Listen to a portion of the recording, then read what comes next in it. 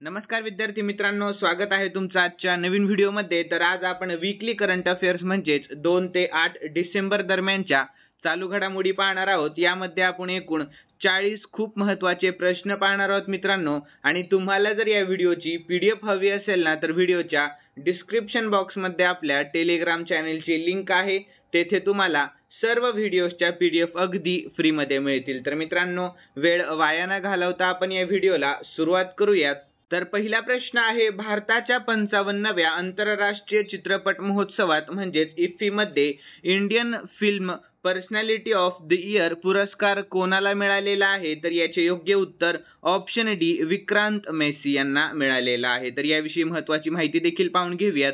तर त्यांना हा पुरस्कार 2023च्या ब्लॉकबस्टर हिंदी चित्रपट 12th फेल मध्ये अभिनयासाठी मिळालेला होता।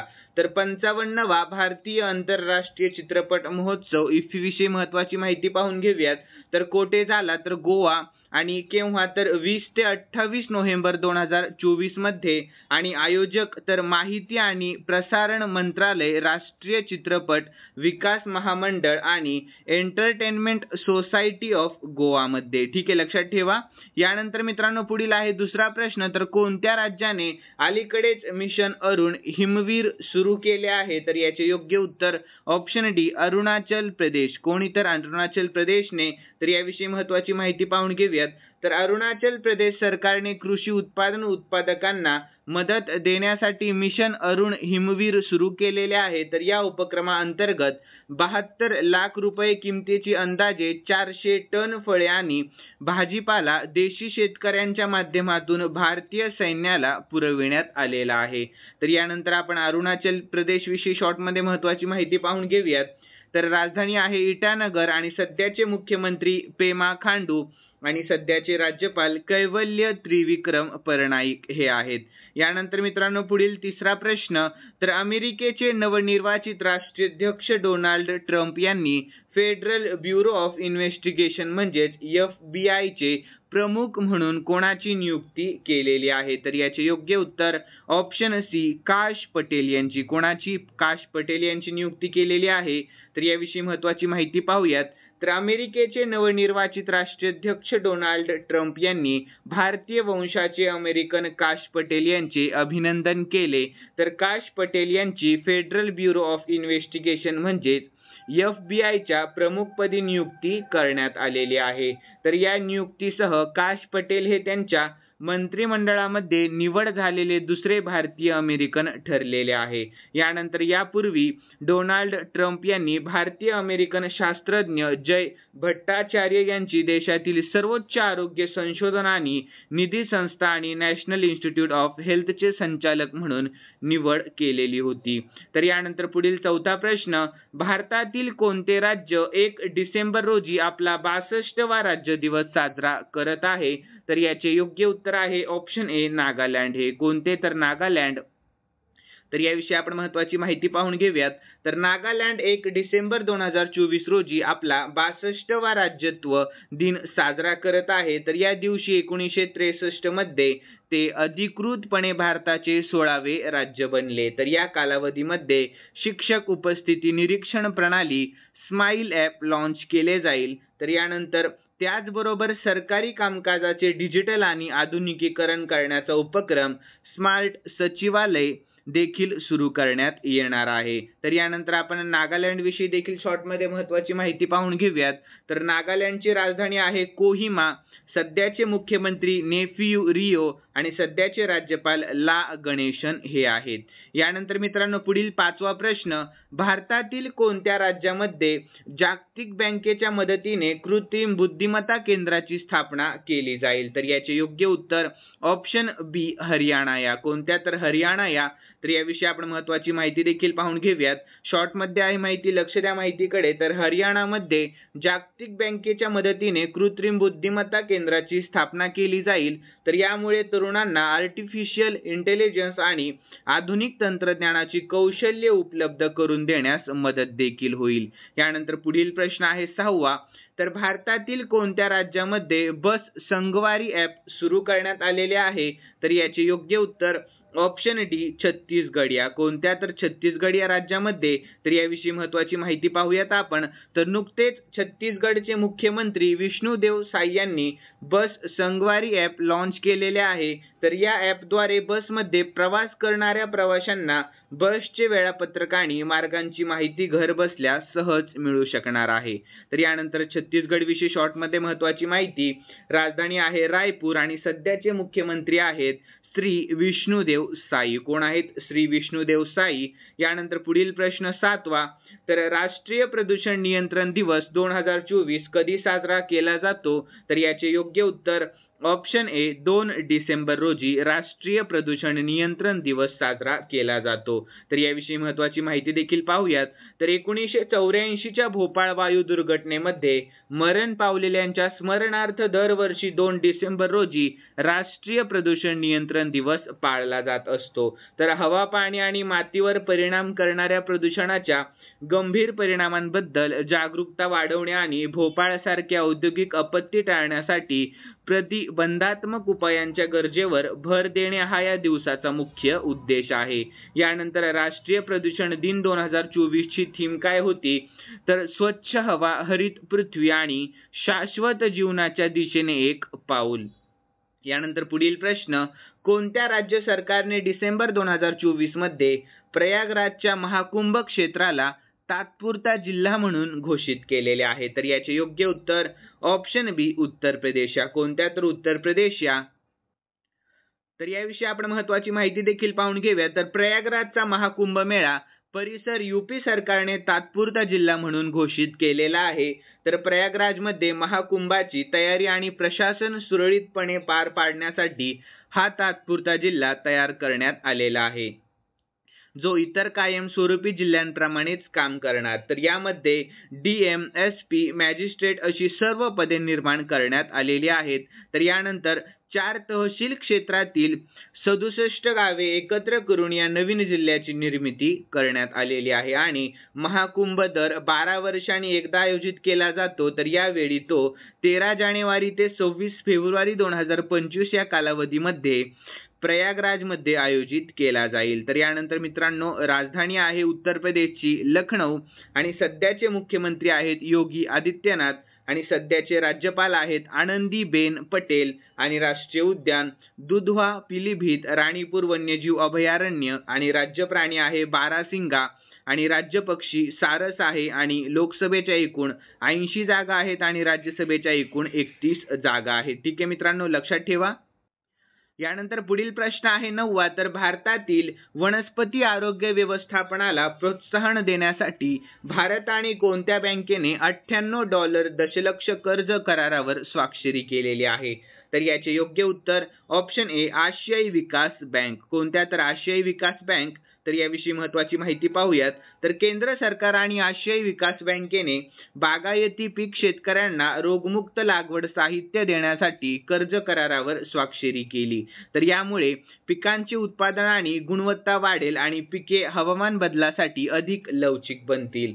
तर हा प्रकल्प सरकारच्या स्वावलंबी स्वच्छ वनस्पती कार्यक्रमाला म्हणजेच CPP ला मदत करेल, जे वनस्पती आरोग्य व्यवस्थापनाला प्रोत्साहन देते.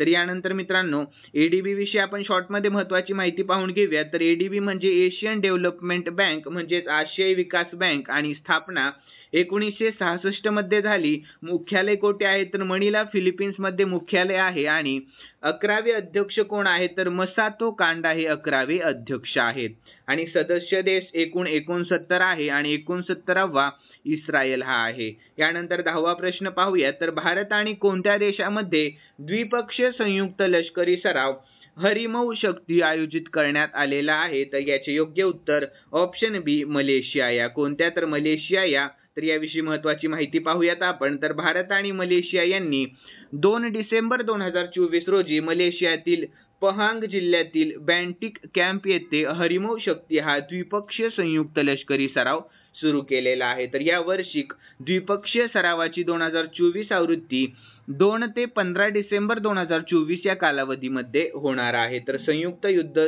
सरावाचे उद्दिष्ट, 2 सशस्त्र दलांमधील अधिक समन्वय आणि आंतर कार्यक्षमता वाढवणे हे आहे. तर यानंतर आपण मलेशियाविषयी देखील शॉर्टमध्ये महत्त्वाची माहिती पाहून घेऊयात.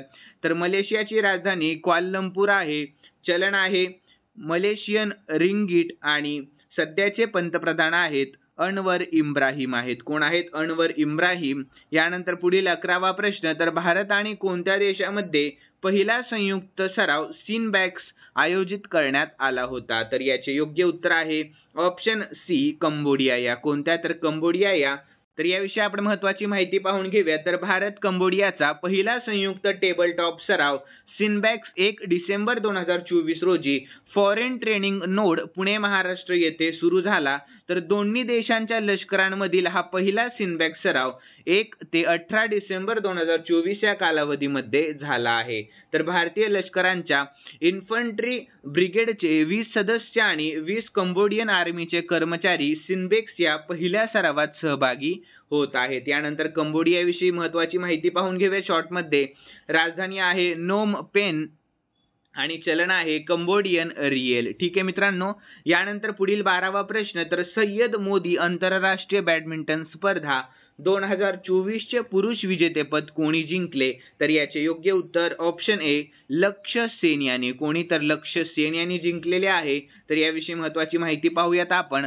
तर भारताचा अव्वल बॅडमिंटनपटू लक्ष्य सेन याने 2024च्या सय्यद मोदी आंतरराष्ट्रीय बॅडमिंटन स्पर्धेचे पुरुष विजेतेपद पटकावले आहे. तर 2024 पॅरिस ऑलिम्पिकच्या उपात्य फेरीमध्ये पराभूत झालेल्या लक्ष्य सेनने लखनौ येथे 2024च्या सय्यद मोदी आंतरराष्ट्रीय बॅडमिंटन स्पर्धेचे एकेरीचे विजेतेपद पटकावून आपल्या कारकिर्दीमध्ये 5वे BWF एकेरी विजेतेपद पटकावले आहे. तर लक्ष्य सेनने अंतिम फेरीमध्ये सिंगापूरच्या जिया हेंग जेसन तेहचा 21-6 आणि 21-7 असा पराभव केलेला आहे. यानंतर पुढील 13वा प्रश्न, तर सय्यद मोदी आंतरराष्ट्रीय बॅडमिंटन स्पर्धा 2024 चे महिला विजेतेपद कोणी जिंकले? तर याचे योग्य उत्तर ऑप्शन ए PV सिंधूने जिंकले आहे. कोणी? तर PV सिंधूने जिंकलेले आहे. तर याविषयी महत्त्वाची माहिती पाहून घेऊयात आपण.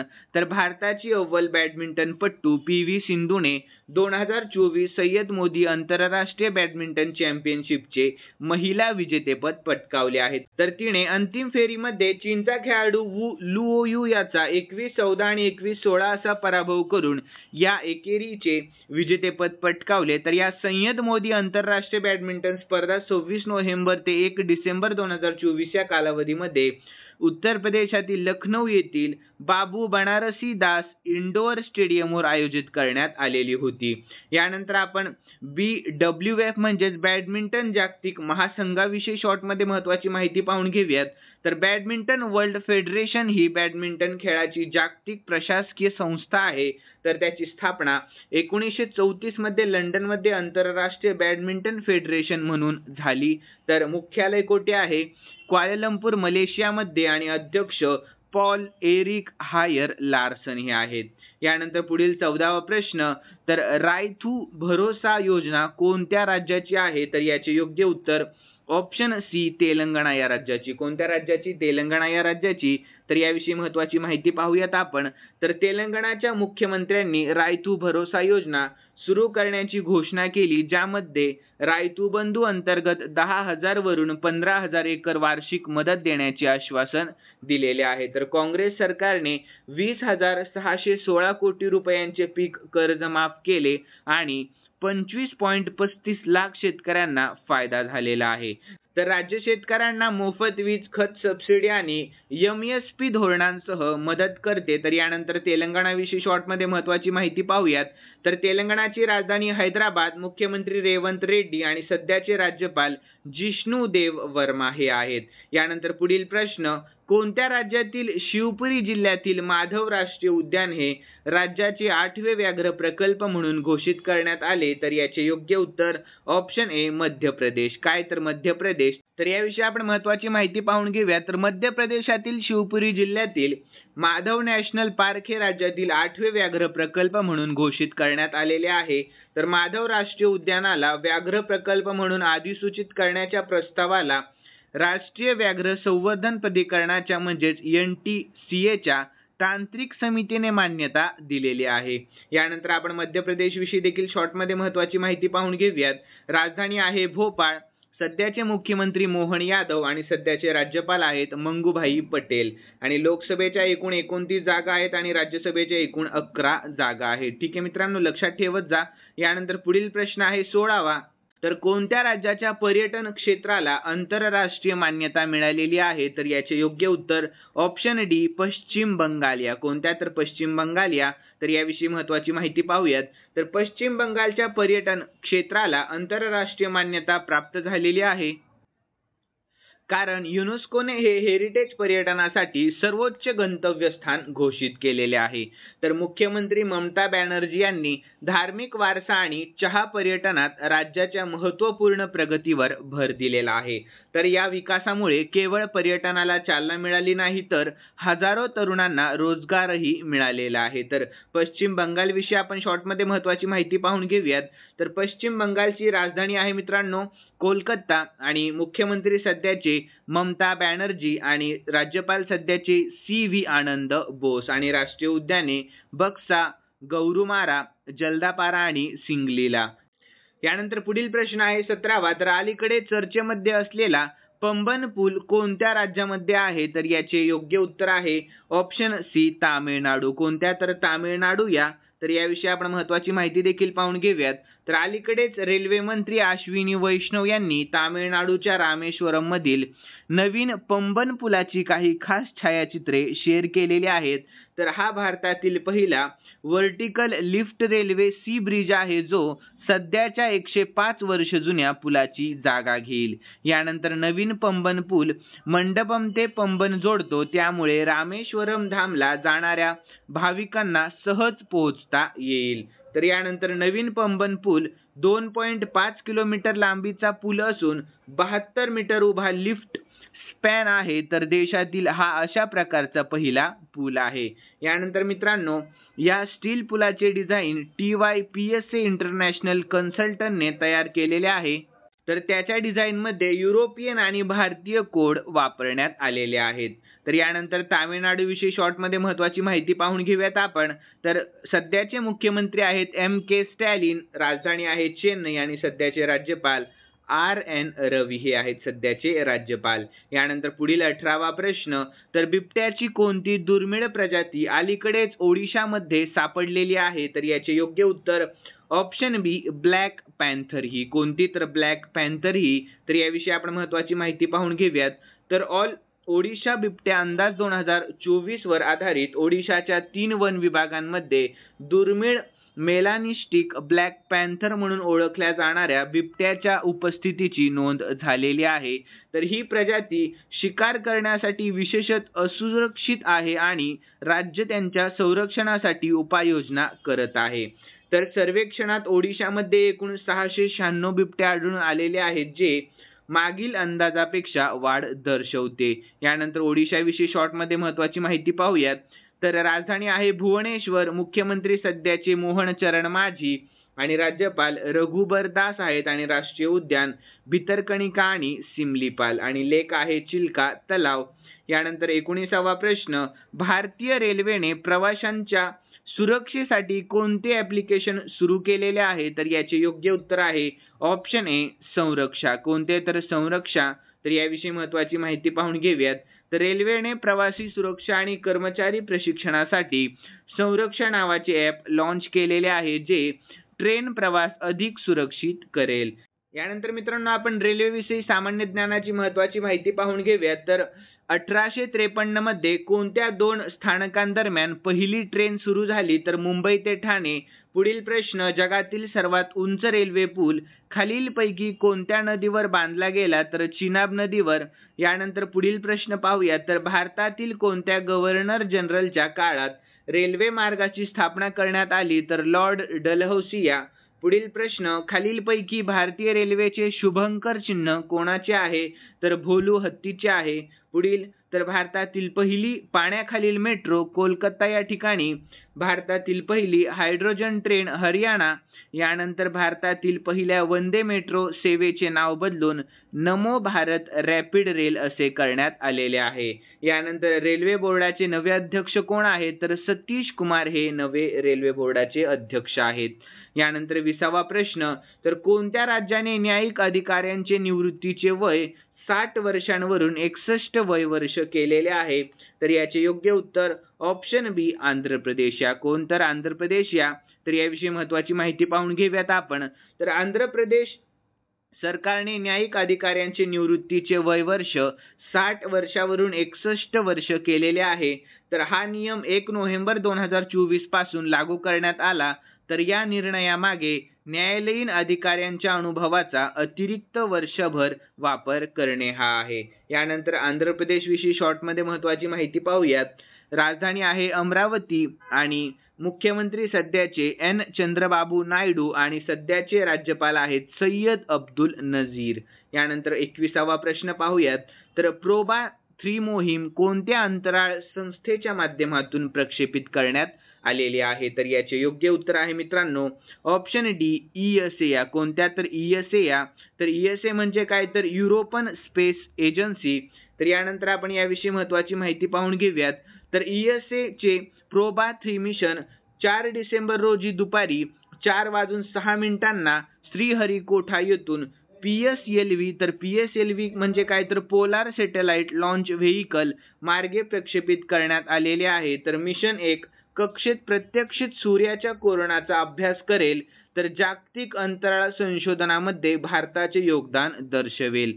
तर हे प्रक्षेपण प्रगत अंतराळ मोहिमांमध्ये इस्रो, तर इस्रो म्हणजे इंडियन स्पेस रिसर्च ऑर्गनायझेशन मध्ये, आणि NSIL, तर NSIL म्हणजे काय, तर न्यू स्पेस इंडियन लिमिटेडची वाढती भूमिका दर्शवते. यानंतर पुढील प्रश्न आहे 22वा. तर वर्ल्ड क्राफ्ट सिटीचा टॅग कोणत्या शहराला मिळालेला आहे, तर याचे योग्य उत्तर ऑप्शन ए श्रीनगर. या कोणत्या, तर श्रीनगर या शहराला मिळालेला आहे. तर याविषयी महत्त्वाची माहिती पाहून घेऊयात. तर वर्ल्ड क्राफ्ट काउन्सिलने म्हणजेच WCC ने श्रीनगरला वर्ल्ड क्राफ्ट सिटी ही पदवी प्रदान केलेली आहे. तर 4000 वर्षांची कारागिरी श्रीनगरला कारागिरीचा मोठा इतिहास आहे. तर विशेषतः शाल, गालिचा आणि कागदाच्या माशांच्या कलाकृतींमध्ये हे प्रसिद्ध आहे. यानंतर पुढील प्रश्न आहे 23वा. तर कोणते अलीकडे भारताचे 57वे व्याघ्र प्रकल्प बनलेले आहे, तर याचे योग्य उत्तर ऑप्शन डी रतापाणी व्याघ्र प्रकल्प. कोणते, तर रतापाणी व्याघ्र प्रकल्प. तर याविषयी आपण महत्त्वाची माहिती पाहून घेऊयात. तर रतापाणी व्याघ्र प्रकल्पाला भारताचे 57वे व्याघ्र प्रकल्प म्हणून अधिसूचित करण्यात आले. तर रतापाणी व्याघ्र प्रकल्प 1271.4 चौरस किलोमीटर मध्ये पसरलेला आहे. तर भोपाळ जवळील रतापाणी जंगल, ज्यात 70हून अधिक वाघ आहेत आणि पर्यटन संवर्धन आणि स्थानिक रोजगारांच्या संधींना चालना देत आहे. तर यानंतर आपण मध्य प्रदेश विषयी शॉर्टमध्ये महत्त्वाची माहिती पाहून घेऊयात. तर राजधानी आहे भोपाळ, सध्याचे मुख्यमंत्री मोहन यादव हे आहेत आणि सध्याचे राज्यपाल आहेत मंगूभाई पटेल, आणि लोकसभेच्या एकूण 29 जागा आहेत आणि राज्यसभेच्या एकूण 11 जागा आहेत. ठीक आहे मित्रांनो, लक्षात ठेवा. यानंतर पुढील प्रश्न आहे 24वा. तर Oxford world of the year 2024 कोणाला घोषित करण्यात आलेले आहे, तर याचे योग्य उत्तर ऑप्शन ए ब्रेन रॉटला. कोणाला, तर ब्रेन रॉटला. तर याविषयी महत्त्वाची माहिती पाहून घेऊयात. तर ब्रेन रॉटची 2024 साठी Oxford world of the year म्हणून निवड करण्यात आलेली आहे. तर ब्रेन रॉट याचा अर्थ काय होतो, तर क्षुल्लक किंवा कमी गुणवत्तेच्या ऑनलाईन सामग्रीच्या अत्यधिक वापरामुळे होणारी मानसिक अधोगती अशी या संज्ञेची व्याख्या होते. तर यानंतर मित्रांनो पुढील प्रश्न 25वा आहे. तर कोणत्या देश प्रथमच अंध महिला T20 विश्वचषक स्पर्धा आयोजित करेल, तर योग्य उत्तर आपला भारत देश करणार आहे, म्हणजेच ऑप्शन ए हे योग्य उत्तर आहे. तर याविषयी महत्त्वाची माहिती पाहून घेऊयात. तर 2025 मध्ये अंध क्रिकेटच्या पहिल्या महिला T20 विश्वचषकाचे यजमानपद भारताला देण्यात आलेले आहे. तर हायब्रिड मॉडेलमुळे पाकिस्तानचे सामने नेपाळ किंवा श्रीलंकेमध्ये खेळवले जातील. तर यानंतर पुढील 26वा प्रश्न. तर Aster Guardians Global Nursing Award 2024 कोणी जिंकलेला आहे? तर याचे योग्य उत्तर ऑप्शन ए मारिया व्हिक्टोरिया जुआनने. कोणी? तर मारिया व्हिक्टोरिया जुआनने जिंकलेला आहे. तर याविषयी आपण महत्त्वाची माहिती पाहून घेऊयात. तर फिलिपिन्सची नर्स मारिया व्हिक्टोरिया जुआन हिने Aster Guardians Global Nursing Award 2024 जिंकलेला आहे आणि 2 कोटी रुपयांचे बक्षीस देखील त्यांना मिळालेले आहे. तर 202 देशांमधील 78,000 नर्समधून तिची निवड करण्यात आलेली आहे. तर यानंतर पुढील 27वा प्रश्न, तर कोणत्या भारतीय खेळाडूने आशियाई स्पोर्ट्स गेम्सच्या फुटबॉल स्पर्धेमध्ये कांस्य पदक जिंकले आहे? तर याचे योग्य उत्तर ऑप्शन ए पवन कंपेली. कोण? तर पवन कंपेली. तर याविषयी महत्त्वाची माहिती पाहून घेऊयात. तर भारताच्या पवन कंपेलीने 3 डिसेंबर रोजी बँकॉक येथे 2024 आशियाई स्पोर्ट्स गेम्समध्ये फुटबॉल स्पर्धेत कांस्य पदक जिंकले आहे. तर यानंतर पवन कंपेलीने इंडोनेशियाच्या अझगार्स अझिझीचा 2-1 असा पराभव केला आहे. तर आशियाई क्रीडा स्पर्धेत भारताचे हे पहिलेच पदक आहे. यानंतर पुढील 28वा प्रश्न, तर आशियातील पहिली जलवाहतूक सेवा उबेर शिकारा कोणत्या तलावावर सुरू करण्यात आली? तर याचे योग्य उत्तर ऑप्शन सी दल सरोवर. कोणत्या? तर दल सरोवर. तर याविषयी महत्त्वाची माहिती पाहूयात. तर आशियातील पहिली जलवाहतूक सेवा उबेर शिकारा ही जम्मू आणि काश्मीरमधील दल सरोवरावर सुरू करण्यात आलेली आहे. तर यानंतर पुढील प्रश्न आहे 29वा, तर कोणत्या देशाने 2025 या वर्षासाठी $126 अब्ज डॉलर्सच्या विक्रमी लष्करी खर्चाला मान्यता दिलेली आहे? तर याचे योग्य उत्तर ऑप्शन सी रशिया या. कोणत्या? तर रशिया या. तर याविषयी आपण महत्त्वाची माहिती देखील पाहून घेऊयात. तर रशियन राष्ट्राध्यक्ष व्लादिमीर पुतिन यांनी 2025च्या बजेटवर स्वाक्षरी केली, ज्यामध्ये राष्ट्रीय संरक्षणासाठी $126 अब्ज वाटप केले गेले, ज्यामध्ये एकूण सरकारी खर्चाच्या 32.5% समावेश आहे. यानंतर रशियाविषयी शॉर्टमध्ये महत्त्वाची माहिती पाहूयात. राजधानी मॉस्को, चलन रुबल आणि सध्याचे राष्ट्रपती व्लादिमीर पुतिन हे आहेत. यानंतर पुढील प्रश्न 30वा, तर भारत आणि ब्रिटनमध्ये 2+2 चर्चेची दुसरी आवृत्ती कोठे झाली? तर याचे योग्य उत्तर ऑप्शन ए दिल्लीमध्ये. कोठे झाली? तर दिल्लीमध्ये झालेली आहे. तर याविषयी आपण महत्त्वाची माहिती देखील पाहून घेऊयात. तर दुसरा भारत आणि युनायटेड किंगडम्स 2+2 विदेशी आणि संरक्षण संवाद डिसेंबर 2024 रोजी नवी दिल्ली येथे आयोजित करण्यात आलेला होता. तर पहिला भारत आणि युनायटेड किंगडम 2+2 विदेशी आणि संरक्षण संवाद नवी दिल्ली येथे ऑक्टोबर 2023 मध्ये आयोजित करण्यात आलेला होता. यानंतर पुढील प्रश्न आहे 31वा, तर 2008चे ILO रेटिंग मिळविणारा दुसरा भारतीय बुद्धिबळपटू कोण ठरला आहे? तर याचे योग्य उत्तर ऑप्शन बी अर्जुन एरिगेसी हा ठरला आहे. कोण आहे? तर अर्जुन एरिगेसी हा. तर याविषयी महत्त्वाची माहिती पाहून घेऊयात. तर ग्रँड मास्टर अर्जुन एरिगेसी हा शास्त्रीय बुद्धिबळात 2008चे ILO रेटिंग गुण मिळविणारा दुसरा भारतीय बुद्धिबळपटू आणि जगातील 16वा खेळाडू ठरलेला आहे. तर 21 वर्षीय अर्जुन एरिगेसी हा 2008चे ILO रेटिंग मिळविणारा विश्वनाथन आनंद नंतर दुसरा भारतीय आहे. यानंतर आपण FIDE विषयी शॉर्टमध्ये महत्त्वाची माहिती पाहून घेऊयात. तर स्थापना 20 जुलै 1924 मध्ये पॅरिस फ्रान्समध्ये झाली आणि मुख्यालय कोठे आहे? तर लॉसने स्वित्झर्लंडमध्ये आहे आणि अध्यक्ष अर्काडी ड्वरकोविच आहेत. कोण आहेत? अर्काडी ड्वरकोविच. यानंतर मित्रांनो पुढील प्रश्न 32वा, तर महाराष्ट्राच्या मुख्यमंत्री पदाची नुकतीच शपथ कोणी घेतलेली आहे? तर याचे योग्य उत्तर ऑप्शन बी देवेंद्र फडणवीस यांनी घेतलेली आहे. कोणी? तर देवेंद्र फडणवीस यांनी. तर याविषयी महत्त्वाची माहिती पाहूयात. तर महाराष्ट्रातील भाजप विधिमंडळ पक्षाच्या नेतेपदी देवेंद्र फडणवीस यांची एकमताने निवड करण्यात आलेली असून त्यांनी 5 डिसेंबर रोजी मुख्यमंत्री पदाची शपथ घेतली. तर भाजपने मित्रपक्ष आणि अपक्षांच्या पाठिंब्याने राज्यातील निवडणुकीत 132 जागांसह ऐतिहासिक विजय संपादन केलेला आहे. तर यानंतर देवेंद्र फडणवीस महाराष्ट्राचे 21वे मुख्यमंत्री बनलेले आहेत, लक्षात ठेवा मित्रांनो. यानंतर महाराष्ट्राचे सर्वात कमी काळ राहिलेले मुख्यमंत्री देखील देवेंद्र फडणवीस आहेत. किती दिवस होते तर 5 दिवस होते. यानंतर महाराष्ट्राचे 20वे मुख्यमंत्री कोण होते तर एकनाथ शिंदे हे होते. आणि मित्रांनो, महाराष्ट्र राज्याचे नवीन उपमुख्यमंत्री कोण आहे तर अजित पवार आणि एकनाथ शिंदे हे महाराष्ट्र राज्याचे नवीन उपमुख्यमंत्री आहेत. आणि अजित पवार हे 6व्या वेळेस झालेले आहेत आणि एकनाथ शिंदे हे पहिल्याच वेळेस झालेले आहेत. यानंतर मित्रांनो, आपण महाराष्ट्राविषयी देखील शॉर्टमध्ये महत्त्वाची माहिती पाहून घेऊयात. तर महाराष्ट्राचे सध्याचे मुख्यमंत्री देवेंद्र फडणवीस, राजधानी मुंबई, आणि सध्याचे राज्यपाल CP राधाकृष्णन हे सध्याचे राज्यपाल आहेत. आणि राष्ट्रीय उद्याने तर संजय गांधी राष्ट्रीय उद्यान, नावेगाव राष्ट्रीय उद्यान, पेंच राष्ट्रीय उद्यान. यानंतर आपण महाराष्ट्राविषयी शॉर्टमध्ये चालू घडामोडी पाहून घेऊया. तर भारताच्या GDP मध्ये सर्वाधिक योगदान देणारे राज्य महाराष्ट्र ठरले. तर नाशिकमध्ये आदिवासी विद्यापीठ स्थापन करण्याची घोषणा देखील करण्यात आलेली आहे. आणि भारतातील सर्वात मोठ्या खोल पाण्याच्या वाधवण बंदराचे महाराष्ट्रामध्ये उद्घाटन झाले. आणि राष्ट्रपती द्रौपदी मुर्मू यांनी महाराष्ट्रामध्ये विश्वशांती बुद्ध विहाराचे उद्घाटन केलेले आहे. आणि सुजाता सौनिक या महाराष्ट्राच्या पहिल्या महिला मुख्य सचिव बनलेल्या आहेत. आणि महाराष्ट्र हे FDI मिळवणारे सर्वात मोठे राज्य देखील बनले आहे. आणि मित्रांनो, 2025 मध्ये पुणे महाराष्ट्र येथे भारतीय लष्कर दिनाचे आयोजन देखील करण्यात आलेले होते. तर खूप महत्त्वाची माहिती असते मित्रांनो महाराष्ट्राविषयी, लक्ष देत जा माहितीकडे. यानंतर पुढील 33वा प्रश्न, तर पुरुष ज्युनियर हॉकी आशिया कप कोणत्या देशाने जिंकला तर योग्य उत्तर ऑप्शन A आपल्या भारत देशाने जिंकलेला आहे. ऑप्शन A हे योग्य उत्तर राहणार आहे. तर याविषयी महत्त्वाची माहिती पाहून घेऊयात. तर भारताने पुरुष ज्युनियर हॉकी आशिया चषक जिंकलेला आहे. तर ओमानमधील मस्कत येथे झालेल्या फायनलमध्ये भारताने पाकिस्तानचा पराभव केला.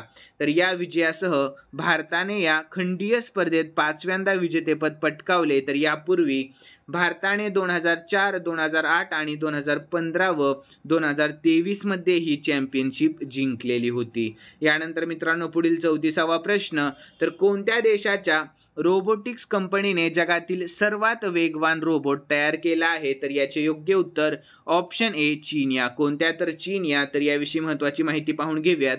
तर चीनच्या रोबोटिक कंपनी रोबोट एराने 3 डिसेंबर रोजी स्टार 1 नावाचा रोबोट तयार केलेला आहे. तर हा जगातील सर्वात वेगवान रोबोट आहे जो ताशी 12.96 किलोमीटर वेगाने धावू शकतो.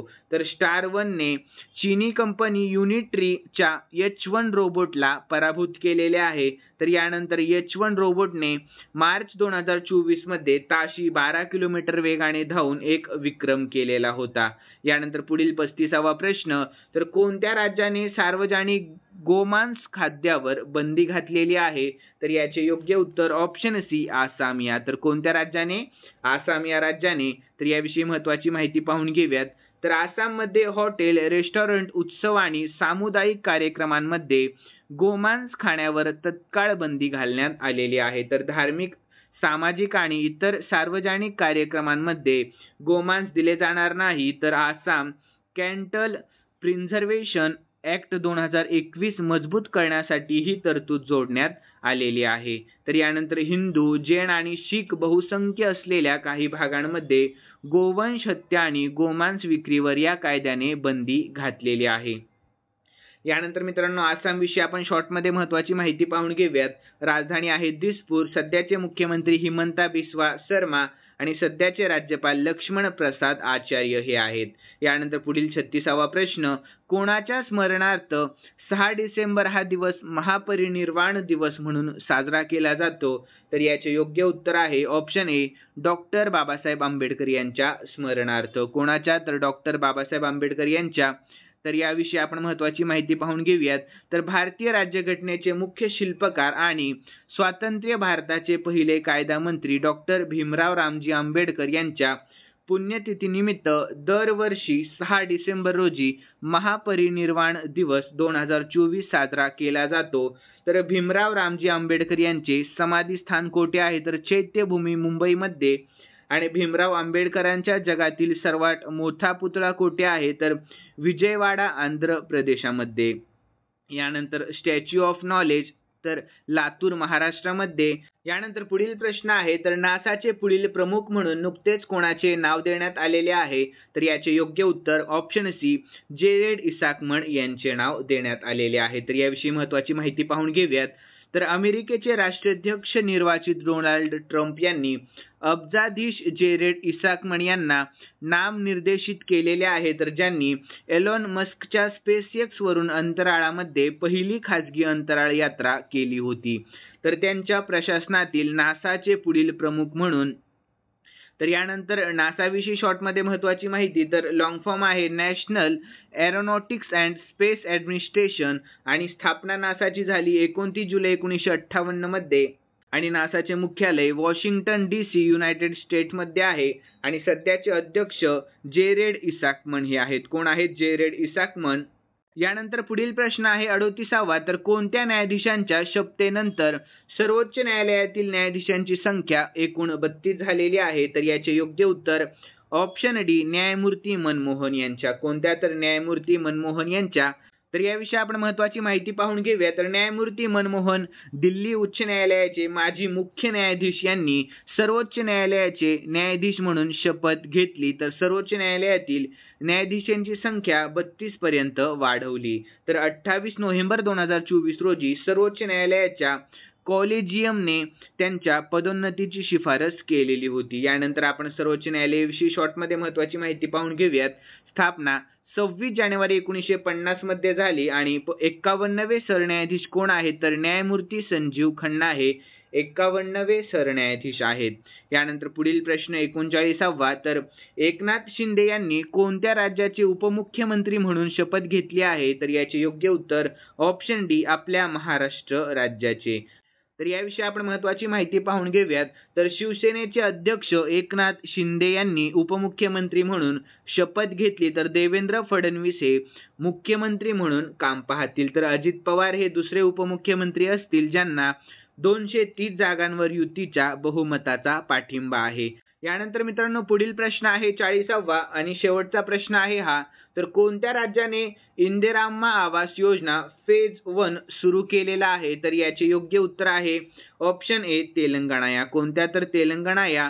तर याविषयी महत्त्वाची माहिती पाहून घेऊयात. तर या योजनेअंतर्गत तेलंगणातील 119 विधानसभा मतदारसंघातील 4.5 लाख कुटुंबियांना प्रति कुटुंब 5 लाख रुपयांची मदत दिली जाणार आहे. यानंतर आपण तेलंगणाविषयी शॉर्टमध्ये महत्त्वाची माहिती पाहून घेऊयात. राजधानी आहे हैदराबाद आणि सध्याचे मुख्यमंत्री रेवंत रेड्डी आणि सध्याचे राज्यपाल आहेत जिष्णुदेव वर्मा. यानंतर तेलंगणामध्ये बथुकम्मा सण साजरा केला गेला आणि भारतीय वेगवान गोलंदाज मोहम्मद सिराजची तेलंगणा सरकारने DSP म्हणून नियुक्ती केलेली आहे. यानंतर मित्रांनो खालील 2 प्रश्न मी स्पेशली तुमच्यासाठी ठेवलेले आहेत आणि हे प्रश्न आपण या वीकली करंट अफेअर्स मध्ये आणि या आठवड्यामध्ये आपण हे प्रश्न पाहिलेले आहेत मित्रांनो. तर प्रश्न असा आहे, कोणाच्या स्मरणार्थ 6 डिसेंबर हा दिवस महापरिनिर्वाण दिवस म्हणून साजरा केला जातो? तर याचे योग्य उत्तर तुम्हाला आपल्या कमेंट बॉक्समध्ये सांगण्याचा प्रयत्न करायचा आहे मित्रांनो. यानंतर पुढील प्रश्न, कोणता देश प्रथमच अंध महिला T20 विश्वचषक स्पर्धा आयोजित करेल? तर याचे ही योग्य उत्तर तुम्हाला आपल्या कमेंट बॉक्समध्ये सांगण्याचा प्रयत्न करायचा आहे मित्रांनो. आणि उत्तर येत असेल तर प्लीज कमेंट बॉक्समध्ये उत्तर सांगण्याचा प्रयत्न करत जा. आणि तुम्हाला जर आजचा व्हिडिओ आवडलेला असेल तर नक्कीच या व्हिडिओला लाईक करा आणि सबस्क्राईब करायला अजिबात विसरू नका. तर चला भेटूयात नवीन व्हिडिओमध्ये. धन्यवाद.